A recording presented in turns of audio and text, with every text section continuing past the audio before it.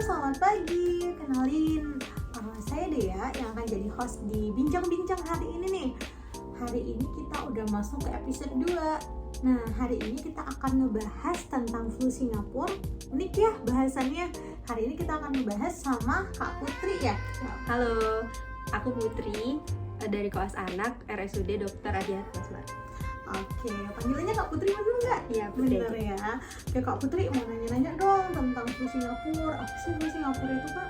Nah, flu Singapura atau HFMD itu merupakan penyakit menular, Kak, yang disebabkan oleh infeksi virus. Nah, untuk virusnya sendiri itu biasanya disebabkan oleh dua jenis virus, yaitu Coxsackie virus dan juga enterovirus. Nah, tapi untuk penyakit ini sebenarnya self-limiting disease atau bisa sembuh sendiri kayak gitu. Oh gitu. Namanya unik ya Kak ya, flu Singapura ya. Itu kenapa sih Kak kok dibilang flu Singapura? Nah, karena awal mula munculnya flu ini itu emang dari Singapura, itu sekitar tahun 1950-an gitu. Oh gitu. Terus kalau HFMD-nya apa? Nah, HFMD sendiri itu kan singkatan dari Hand, Foot and Mouth Disease gitu. Karena emang penyakit ini itu lukanya itu muncul di rongga mulut, tangan dan juga kaki gitu. Jadi disebut HFMD kayak gitu. Oh gitu. Terus itu Kak cara nularinnya tuh gimana sih Kak bisa kena nih? Nah, untuk penularannya sendiri itu ada dua. Yang pertama itu fecal oral dan juga bisa melalui droplet gitu sih. Fecal oral tuh apa sih Kak? Nah, untuk fecal oral sendiri itu salah satu cara penularan virus yang secara tidak sengaja itu tertelan oleh seseorang. Ini bisa disebabkan karena misal nih orang itu habis dari kamar mandi atau memegang kotoran, itu dia tidak cuci tangan dan dia langsung makan atau memasukkan tangannya ke mulut kayak gitu. Terus satu lagi tadi apa ya, droplet ya? Droplet tuh apa?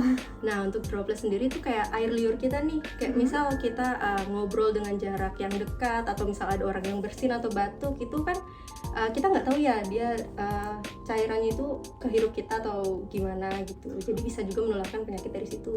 Oh gitu. Jadi dari air liur juga bisa ya. Terus Kak, kalau misalnya saya nih atau adik-adik saya nanti kena, itu gejalanya gimana sih? Nah, untuk virusnya sendiri itu dari pertama kali dia masuk ke dalam tubuh sampai dia memunculkan gejala itu kira-kira 3-6 hari baru muncul gejalanya. Nah, dan virus ini tuh bisa bertahan di tinja seseorang itu sekitar 5 minggu. Nah, untuk gejalanya sendiri itu bisa mulai dari demam, kemudian malas makan, lalu nyeri perut, bisa juga muncul gejala-gejala pada sistem pernafasan seperti misalnya batuk ataupun nyeri tenggorokan. Nah, ini biasanya terjadi 1-2 hari kayak gitu. Nah, setelah itu biasanya akan muncul luka-luka di mulut, kayak misal sariawan nih bisa muncul di langit-langit, kemudian di lidah dan juga di sekitar pipi bagian dalam. Nah, ya, itu jadi bisa nyebabin anaknya malas makan dan juga malas minum gitu kan. Nah, setelah muncul itu biasanya dia akan muncul ruam-ruam merah di tangan ataupun di kaki. Nah, untuk ruamnya sendiri itu selain di situ sebenarnya bisa menyebar juga nih ke daerah lipatan siku ataupun ke daerah bokong seperti itu.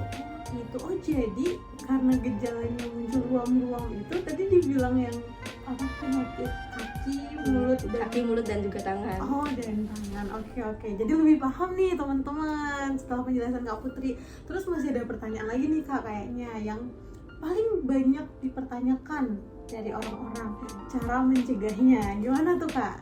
Nah, untuk pencegahannya sendiri karena dia itu cara penularannya aja fecal oral dan juga droplet, jadi mungkin untuk pencegahannya yang pertama itu bisa dari hand hygiene atau kebersihan tangan. Nah, kebersihan tangan sendiri bisa kita lakukan dengan mencuci tangan menggunakan air mengalir dan juga sabun antiseptik. Nah, atau bisa juga menggunakan hand sanitizer. Nah, itu dilakukan ketika setelah dari kamar mandi, sebelum dan setelah memasak, kemudian atau setelah batuk dan bersin, lalu ketika memegang kotoran atau memegang binatang, kita harus melakukan cuci tangan seperti itu. Nah, terus yang kedua bisa dari hygiene pernafasan, seperti yang udah kita tahu nih kan air liur kita nih banyak mengandung virus ya atau infeksius gitu kan.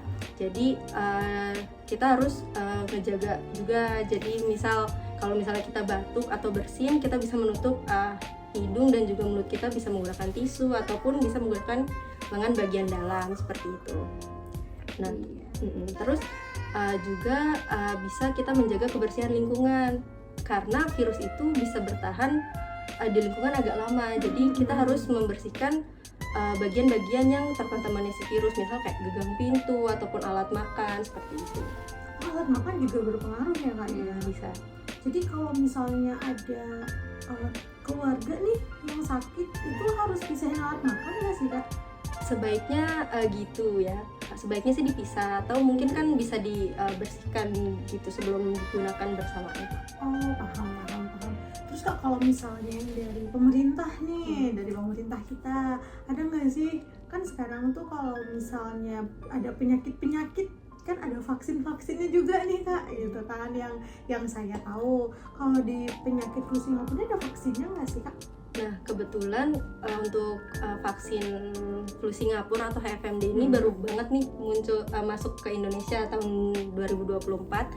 Nah, ini tuh vaksinnya bisa diberikan kepada anak dari usia 6 bulan sampai 3 tahun dengan dosis pemberiannya 2 dosis dengan jarak antara 2 dosisnya itu selama 1 bulan untuk mencegah anak itu terkena flu Singapura gitu. Oh gitu, jadi suntiknya itu 2 kali? Iya, 2 kali.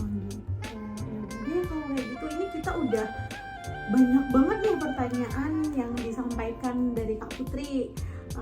Terus sudah lengkap juga ya, tapi kakak ada nggak sih Kak pesan-pesan buat yang nonton video kita ini ke depannya gimana, atau mungkin kapan sih kita harus waspadai biar bisa dibawa ke rumah sakit atau ke puskesmas, kita nggak tahu kan kapan gitu.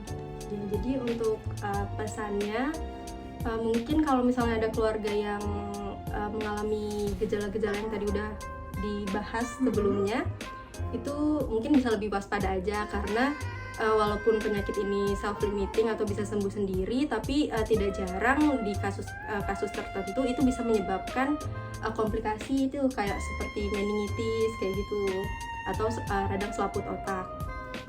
Nah, terus kalau misalnya gejalanya muncul dan anaknya ini tidak mau makan, biasanya kan karena sariawan itu jadi anak susah makan dan susah minum ya. Betul. Kalau misalnya udah muncul kayak gitu dan anaknya kelihatan kayak lemas terus nggak mau makan, terus kayak rewel, mungkin bisa langsung dibawa ke fasilitas kesehatan aja untuk pencegahan dehidrasi gitu. Takutnya karena dia kurang makan dan minum, jadi kebutuhan cairan dalam tubuhnya kurang gitu. Oh gitu ya Kak ya. Ya udah deh Kak, kalau kayak gitu nanti kita semoga bisa ketemu lagi nih sama Kak Putri di pembahasan tentang penyakit-penyakit yang lain ya. Kalau gitu kita akhiri gimana Kak? Iya, boleh. Cukup ya? Cukup. Oke, kalau gitu saya hostnya mewakili narasumber mengucapkan undur diri dan sampai jumpa di pertemuan episode terakhir, episode ketiga. Bye!